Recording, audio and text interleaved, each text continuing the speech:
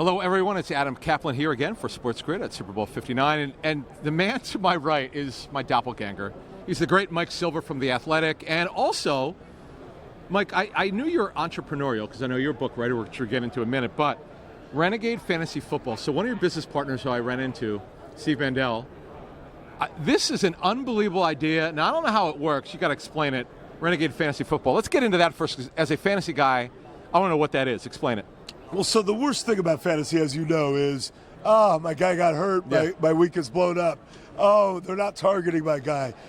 We wanted to create something where you could do something about it. So we created a way to have real-time substitutions. And that could be game-saving, season-saving, or just preference. I want to go with the hot hand right now. And so in all of fantasy football history, you've basically been an owner/GM, and you have to sit there helplessly as the games play out. Now you're the coach, and you really do have an ability, and depending on, your league commissioner can decide how interactive he wants to let people be. You could spend every second of the weekend monitoring it, or you could just get an alert on your phone while you're watching your kid's soccer game, like, oh, my running back's hurt, I need to make a move.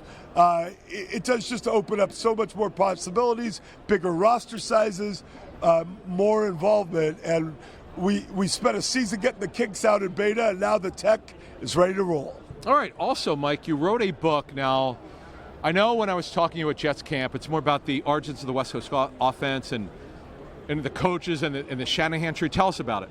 Well, it really starts with Mike Shanahan. It's coaching Steve Young and John Elway when I came in and did it.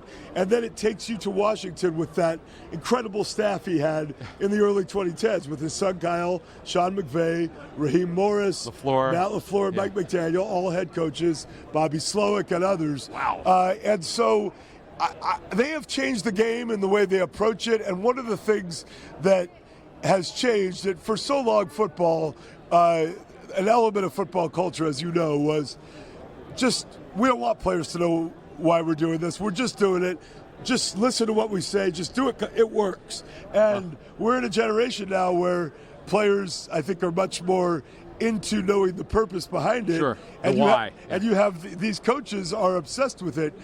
Everything they do, they want to have a why when explaining it to each other, and certainly to their players. And so that way of approaching it has really changed the game, and we've seen it seep into the pores of so many organizations. True. The Vikings and Kevin O'Connell this year. What a job. And so many others. So I think people will love it. And by the way, what's your book called, by the way? The Why is Everything. The Why is Everything. Okay, and, The Why. And I don't want to give people the impression it's all about scheme and big picture stuff. It is, but there's lots of dirt. Sure. There's plenty of I like it. pettiness, okay. feuding, rivalry. Oh, wow. I think people are going to dig it. All right. Also, you're still writing.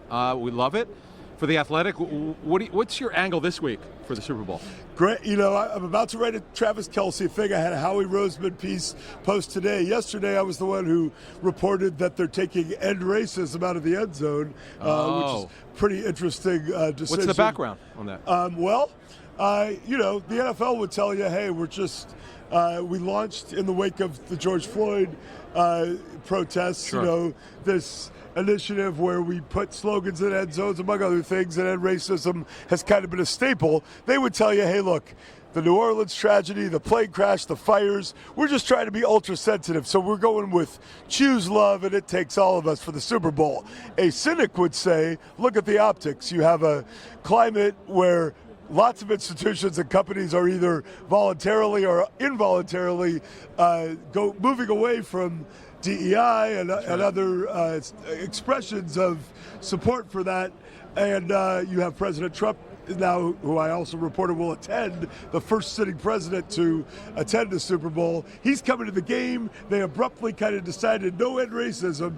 So I don't think the optics are great. Well, it's, as you know, Mike, from attending so many Super Bowls and working and reporting, it's never a dull moment. I was there for the Eugene Robinson Super Bowl. We don't need to get into that. Barrett Robbins? Yes, I was there in 02 in San Diego. I'll never forget that. For Mike Silver, a guy, by the way, who knows it all, I'm Adam Caplan for SportsGrid.